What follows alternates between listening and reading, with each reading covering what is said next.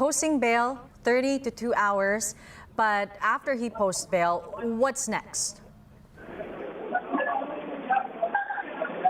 Hello, Denise. Pwede ko ulit lang yung tanong? Cassandra, you mentioned that the posting of bail usually takes 30 to 2 hours. But after he is able to post bail, what happens next? What are the next steps after this? Sa ngayon nga din, ay inaasahan na ipoproseso si Estrada dito sa third floor din sa isang courtroom dito para sa kanyang return of warrant kung saan kukuhanin siya ng picture para sa kanyang mugshot at para sa kanyang biometrics o yung kanyang